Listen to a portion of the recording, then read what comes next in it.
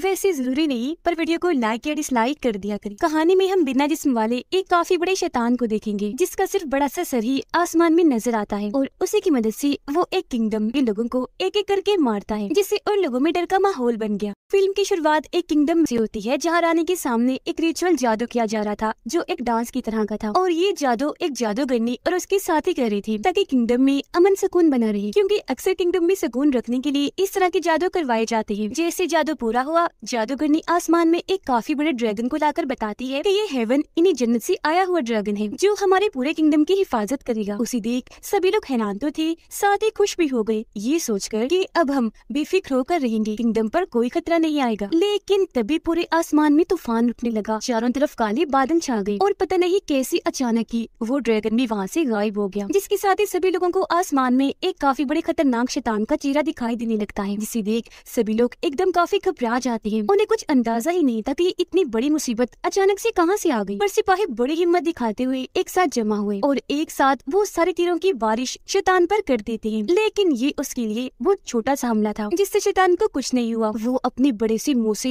एक साथ ही सारे तीर निकल जाता है, पर इस चीज से उसे काफी गुस्सा आ गया और अब वो जवाबी हमला करता है। वो अपनी जुबान, जिसकी ऑक्टोपस की तरह ढेर सारी टांगे थी, उनकी मदद से सभी सिपाहियों पर हमला कर देता है। लेकिन कमांडर हिम्मत करके हवा में उठे, अपनी तलवार से वो शैतान की एक जुबान काट देते हैं, जिससे शैतान चिढ़ गया। वो रानी को धमकाते हुए कहते हैं कि अब तुम्हारा और तुम्हारे किंगडम का खात्मा करीब है, जिसे खत्म होने से कोई नहीं बचा सकता। जो कहने के बाद वो यहाँ से चला गया। इसके बाद अगले दिन किंगडम में एक डिटेक्टिव, जो एक काफी अच्छा वॉरियर योद्धा भी था, उसे बुलाया जाता है, जिसका नाम डाई रेंजी था, ताकि वो पता लगवा सके कि आखिर वो शैतान किस मकसद के लिए आया था। यहाँ पर सभी सिपाही और उनकी हेड, जिसका नाम वोजी था, वो डाई रेंजी को कल रात हुए वाक़ये के बारे में बताती है। जो सुन वो वोजी के साथ उस हॉल में जाने के लिए निकल गया, जहाँ पर लोगों को कल रात वो शैतान देखा था। पर रास्ते में ही कोई अजीब सा इंसान तेजी से उनके पीछे से गुजरता है, जिसकी ताकत ये भी थी कि वो खुद को धुएं में बदल सकता है। वो फिर उनके सामने आकर डाई रेंजी पर हमला करने की कोशिश करता है। वो अपने नोकदार हाथों से उसे जख्मी करना चाह रहा था, पर डाई रेंजी ठीक टाइम पर पीछे हटकर अपनी जान बचा रहा था। ये देख वोजी को गुस्सा आ गया। वो डाई रेंजी को पीछे हटाकर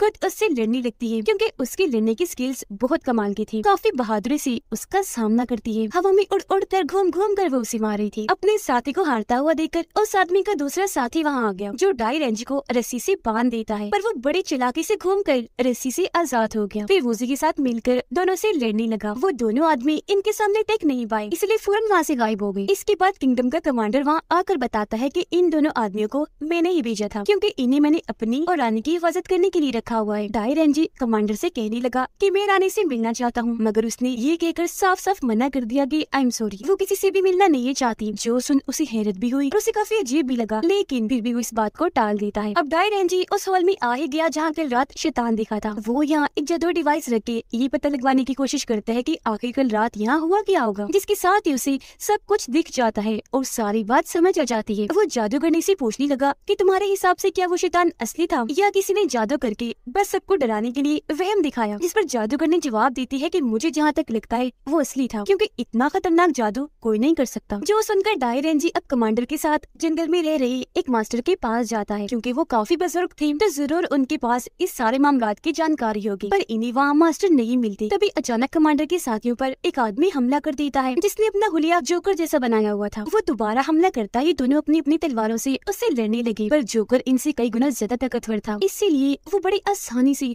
घूम कर कूद कर इन्हें मारता जा रहा था। लेकिन जोकर की सारी हरकतें देखकर डाई रेंजी ये पता लगवा लेता है कि कोई असली का इंसान नहीं है, बल्कि पपेट एक कठपुतली है, यानी जादू से बनाया गया नकली इंसान, जिसे कोई एक ना नजर आने वाली दादी से कंट्रोल कर रहा है। और तभी तो जोकर लड़ पा रहा है। ये जानते ही कमांडर जोकर की तरफ अपनी तलवार फेंक कर मारता है, जिससे धागा कट गया। जोकर वहीं गिरकर ढेर हो जाता है, पूरी तरह खत्म हो गया था।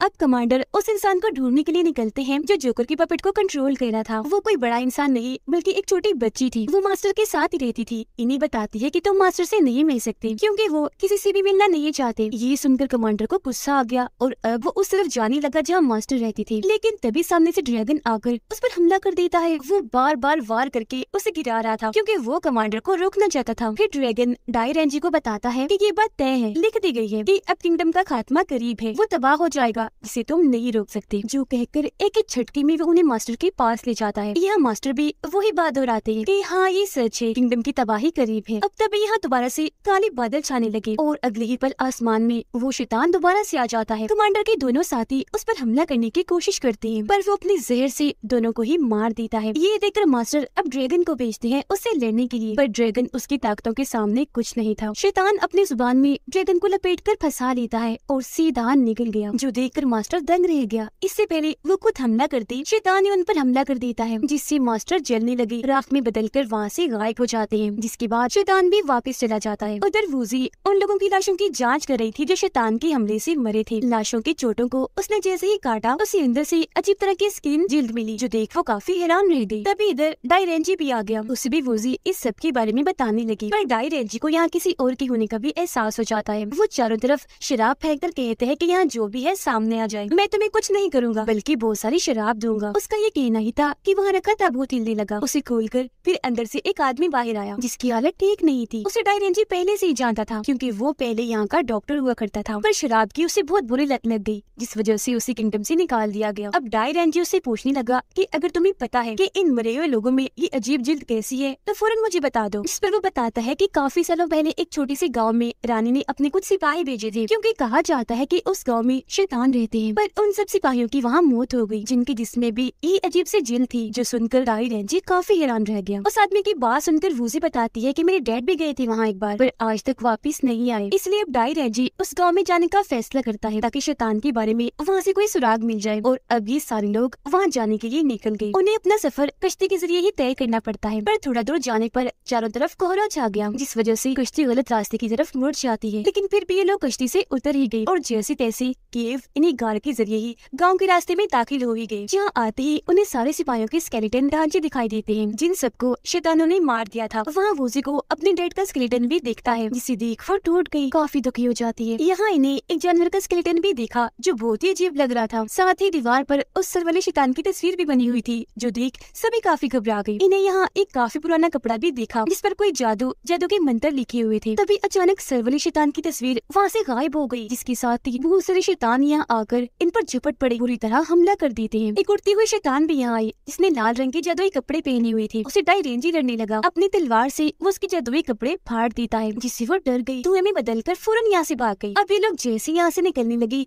अचानक कमांडर को कुछ हुआ, वो पागलों जैसी हरकतें करने लगा, वहाँ की सभी दीवारों को तोड़ने लगता है, जिससे वो पूरी ही केव टूटने लगी, जो देखकर सभी काफी डर गए। बिना टाइम गवाए आधे लोग केव के रास्ते और आधे नदी के रास्ते से बाहर आ जाते हैं। कमांडर भी होश में आकर जैसे वहाँ से बाहर आने लगा, अचानक एक बड़ा सा पत्थर उनके ऊपर आकर गिरा, जिससे कमांडर के साथ साथ उनके साथियों की भी मौत हो जाती है। अब अगले दिन पूरे किंगडम के लोग सड़क पर निकल आए, वो रिचुअल भी कर रहे थे और शैतान से बचने के लिए दुआएं भी मांग रहे थे। वो डायरेंजी से भी मदद मांगने लगे ताकि वो किंगडम को बर्बाद होने से बचा ले, पर क्योंकि अभी तक उसने ये मामला सुलझाया नहीं था तो वो कुछ नहीं कहता। वो अब उन लोगों की लाशों को चेक करने लगी जिन पर कीव वाले शैतानों ने हमला किया था। उनकी जिल्द काटने पर भी वही अजीब सी जिल्द अंदर से निकली, जिसे जैसे वो ने पानी में डाला वो गायब हो गई, जो देख उसके होश उड़ गई। पर जब डायरेंजी ने पानी में देखा तो उसे पता चला कि वो जिल्द पानी में गायब नहीं हुई, बल्कि उसने पानी में जाकर खुद को इनविजिबल बना लिया है। मतलब उसका वजूद तो पानी में था, बस वो नजर नहीं आ रही थी, एक ना नजर आने वाली जिल्द बन गई थी, जो देख वो भी दंग रह गया। अब इस मामले को सुलझाने के लिए जैसे वो बाहर आया, अचानक एक खतरनाक क्रिएचर जो छिपकली जैसा लग रहा था वो डायरेंजी पर हमला कर देता है। वो भी क्रिएचर पर वार कर रहा था, पर वो बार बार खुद को इनविजिबल करके डायरेंजी पर हमला करने की कोशिश कर रहा था, लेकिन उसके मुकाबले क्रिएचर कमजोर था तो डर कर वहाँ से भाग गया, एक घर में आकर छुप जाता है। डायरेंजी जैसे उस घर में गया तो वहाँ कमांडर की आत्मा थी, जो उसे कह रहा था कि तुम इस मामले से दूर रहो, क्योंकि किंगडम का खात्मा किस्मत में लिख दिया गया है, जिसे तुम नहीं बदल सकते। ये बताते ही अचानक से कमांडर की आत्मा को भी कुछ होने लगा, राख बनकर झुट से वहाँ से गायब हो जाता है। ये देख डायरेंजी काफी परेशान रह गया, ये सोचकर कि आखिर ये मामला क्या है और मैं इस किंगडम को कैसे बचाऊं। साथ ही कल किंगडम के मिनिस्टर्स और ऑफिसर्स की मीटिंग है, जिसमें वो सारे ये प्लान बनाएंगे कि शैतान के खिलाफ जंग कब लड़नी है। और यही बात डायरेंजी को काफी परेशान कर रही थी कि कहीं शैतान इस मीटिंग का फायदा न उठा ले, वो भीड़ देखकर एक साथ सभी पर हमला न कर दे। इसी के साथ वो पानी में अपनी परछाई देकर सब कुछ दोबारा से याद करने लगा, जहन पर जोर डालता है कि कहीं ऐसा तो नहीं सबूत मेरे सामने सामने ही है और मैं उसे देख नहीं पा रहा। यह देखकर मैंने अनदेखा कर दिया। उसकी सोच के साथ ही सब कुछ उसे दिख गया। उसे सारी असलियत का पता चल गया। इस वजह से उसकी खुशी का कोई ठिकाना ही नहीं रहा। अब हमें अगला दिन दिखाया जाता है। मीटिंग के लिए सब लोग बैठे हुए थे, पर मीटिंग शुरू होने से पहले ही आसमान का रंग अजीब होने लगा और फिर वहाँ एक काफी बड़ा गोल रास्ता बन जाता है, जो देख सभी की हालत खराब हो गई। जिसके अगले ही पल वो सर वाला शैतान वहाँ आकर सभी पर हमला कर देता है। लोग अपनी जान बचाने के लिए भागने लगे, जिससे वहाँ भगदड़ मच गई। लेकिन इससे पहले वो सब लोगों को मारता किसी तरह डाई रेंजी अपना हाथ बड़ा करके उस शैतान का सर काफी नीचे कर देता है। अब इस खतरनाक शैतान के इतना पास आने की वजह से सभी काफी डर गए। वूजी और उसके सिपाही वहाँ हर तरफ सफेद रंग का पाउडर फेंकने लगे, जिससे वो छिपकली जैसा क्रिएचर जो इनविजिबल होकर सब पर हमला कर रहा था वो दिखने लगा, सबके सामने आ जाता है, जिसे लोग चारों तरफ से पकड़कर बंदी बना लेते हैं। जिसके बाद डाई रेंजी सबके पास आकर असलियत सामने रखता है, बताता है कि ये कोई शैतान नहीं था, बस सब लोगों को परेशान करने के लिए कंफ्यूज किया जा रहा था, उलझन में डाला गया, क्योंकि ये शैतान पानी में दिखने वाली किसी परछाई की तरह है बस, और कुछ नहीं। मैं जानता था कि इसके पीछे जिसका भी हाथ है वो आज की मीटिंग का फायदा जरूर उठाएगा, इसीलिए मैंने आसपास की सभी जगहों की तलाशी ली। मुझे एक खुफिया जगह के बारे में पता चला। मैं जब वहाँ गया तो मुझे इस शैतान का मास्क वहाँ दिखा, जिसे एक सिस्टम मशीन के साथ जोड़ा गया था, और उस सिस्टम मशीन के जरिए ही उस शैतान का सर इतना बड़ा दिखाई दे रहा था ताकि लोगों में दहशत फैले। और जब वो शैतान सबके सामने आता था तो एक छिपकली जैसा क्रिएचर इनविजिबल होकर सब पे हमला करता था, जिससे सबको यही लगता था कि शैतान ने सबको मारा है, क्योंकि ये क्रिएचर तो दिखता ही नहीं था। और मरे हुए लोगों के अंदर वो अजीब सी चीज मिलने का मतलब ये था कि आगे चलकर वो भी क्रिएचर में बदल जाएंगे। इन सब चीजों को कामयाब करने के लिए एक जादू का इस्तेमाल किया गया, वो जादू जो हमारी महान जादूगर ने भी करती है, यानी कि ये सारी चाल जादू करने की ही थी। और जो बच्ची हमने देखी थी जो मास्टर के साथ रहती थी वो भी जादू करने का रूप है। ये जानकर सभी के होश उड़ जाते हैं। अब डाई रेंजी जादू करने को बताता है कि मैंने तुम्हारे जादू को कब से महसूस कर लिया था, इसीलिए तुम हमेशा मेरे साथ रहती थी, है ना, ताकि मुझे शक ना हो और तुम मुझे यकीन दिला सको कि इसमें तुम्हारा कोई हाथ नहीं बल्कि शैतान का है। लेकिन इस सब की भनक मुझे तब लगी जब मैंने मास्टर और कमांडर के पीछे लगी रस्सियों को देखा, जिन्हें पपेट बनाकर तुम कंट्रोल कर रही थी। हमेशा उन्हें कठपुतलियों की तरह ही चलाया गया। एक बार मैंने तुम्हारा असली रूप भी देख लिया था। तुम्हारी शक्ल काफी बिगड़ी हुई थी, हाथों पर निशान भी थे जो अक्सर कठपुतलियां चलाने वालों के हाथों पर होती हैं, जिससे मेरा शक